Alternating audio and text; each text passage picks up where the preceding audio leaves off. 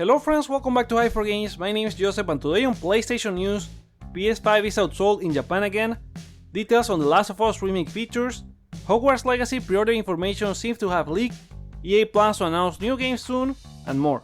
Let's get into them. Let's start with a couple of updates on PlayStation Plus. Over the weekend we reported on the leaked essential monthly games for July, which are Crash Bandicoot 4, Arcadegeddon and The Dark Pictures Man of Medan. There's one more rumored game both for Extra, Deluxe and Premium, with a Reddit user sharing a screenshot of the French interface showing Ratchet & Clank Rift Apart. If that one turns out true, we'll learn on July 19 with a mid-month refresh for the game catalog. In related news, Sony is starting to roll out the new PlayStation Plus cards, which are just rebranded wallet top-ups, so instead of adding time to your subscription, you get wallet money to buy through PSN. After having a hard time with PS5 console sales over the past month in the US, Sony's also having trouble in its homeland again. Japanese sales via Famitsu report the PS5 was outsold last week by both the Xbox Series X and S. Both PS5 models managed to get a combined 3,000 units in comparison to Xbox Series almost 7,000 units combined, while Nintendo Switch remains king with over 50,000 units. Xbox also managed to beat PS5 in Japan in one other week in May. It's the only two times they have done so. PS5 tepid sales again have nothing to do with lack of interest in the console, but stock issues related to chip shortage as a result of the pandemic. Despite the constraints, the company has plans to ship 18 million PS5 in 2022, what makes you wonder if they are going to be able to meet those goals. Sony's PC launch plans are moving ahead with games like Last of Us and Spider-Man later this year, but one release has been kinda missing. That's the Uncharted Legacy of Thieves collection launched on PS5 back in January and was supposed to follow on PC shortly after that, but nothing so far. According to SteamDB, the collection could be launching on December 30, but this is just a placeholder, not official. As a matter of fact, the database previously had July 15 and October 19 dates. And speaking of Naughty Dog's games, The Last of Us Part 1 Remake is launching on September 2nd on PS5 and will require quite the amount of SSD space. PSU points out that PlayStation Direct lists the minimum installation requirement as 79 GB, which is a lot more than the 48 required for the remastered and even more than Part 2 at 73 GB. The final installation size can change, but obviously it's gonna require more space given the game is completely rebuilt with an updated engine, including new models, textures and 3D audio features. Still, if it turns out true, 79 GB is around 12% of the usable storage space on PS5, so you may have to make some room. Do you have an additional SSD storage installed on PS5? Share with us in the comments below. The store also detailed the use of adaptive feedback for every weapon and environmental effects such as rain, and adaptive triggers for use on all weapons including Joel's revolver and Ellie's bow. We have new details on the Horizon 2074 TV show. Journalist Jeff Grubb reports that crew members for the project were listed on the Directors Guild of Canada Ontario's website. Highlights include Assistant Director Jack Boehm, who worked on The Boys and Resident Evil Welcome to Raccoon City, and Art Director Michelle Brady from The Expanse and Saw 2, among 25 other names. The show is gonna be filmed in Toronto and it's not being pitched as a reboot or reimagining of the game. Instead, we'll narrate events and other elements happening in the games through a split timeline before and after the fall. Moving out of Sony-related news, it seems the pre-order information for Hogwarts Legacy has been leaked from a Reddit user going through the game's website source code. Purchasing one of Hogwarts Legacy editions gives you a Thestral mount, a Dark Arts cosmetic pack, Battle Arena and Garrison hat, a 72-hour early access, a Kelpie robe, steel case, and a floating ancient magic wand with a book. Pre-order information floating around could mean the developer is about to announce a launch date, given that as of now the game is only scheduled for a Q4 2022 release window. Fall Guys launched last week as free-to-play and the game reached a huge milestone of 20 million players in the first 48 hours of the new free-for-all season. Of course, this is also due to the game being on more platforms.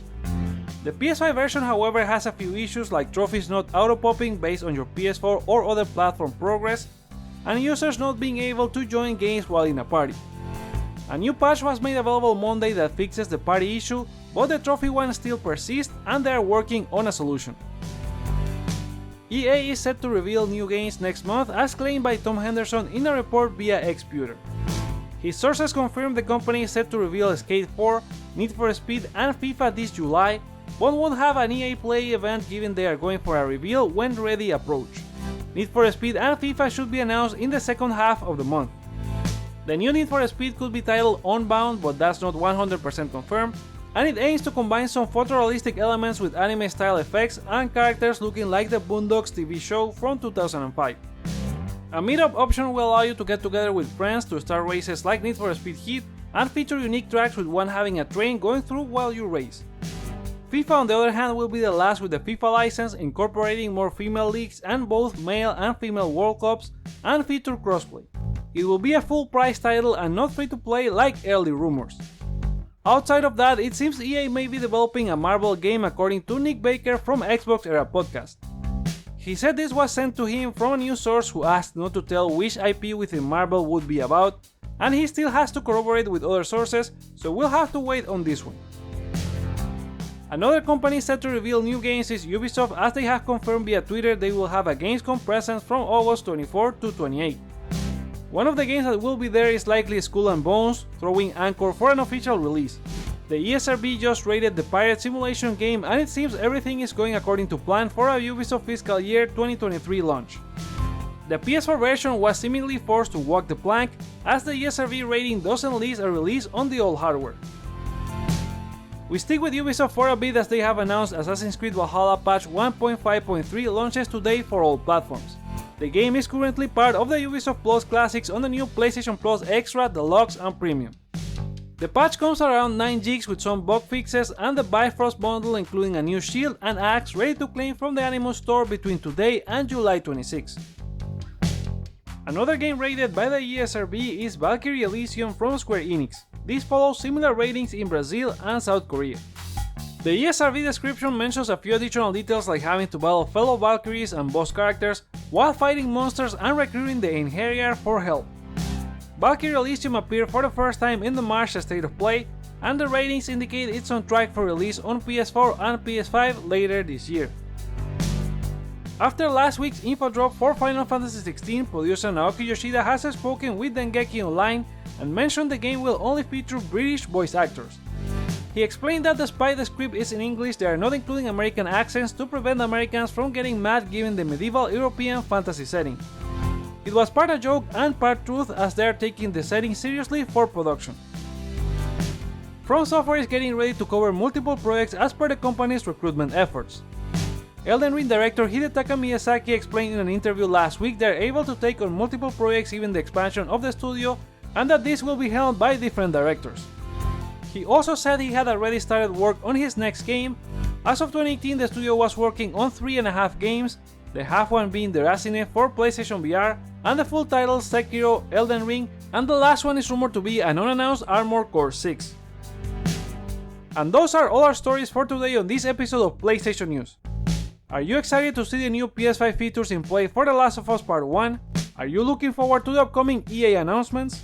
Will you pre-order Hogwarts Legacy? Share your thoughts on any of these stories in the comments below, like or dislike to show your feedback, check out other videos you may enjoy while you're here, and consider subscribing for more PlayStation content. Thank you so much for watching, my name is Joseph, this is Hype for Games, and let's get hype!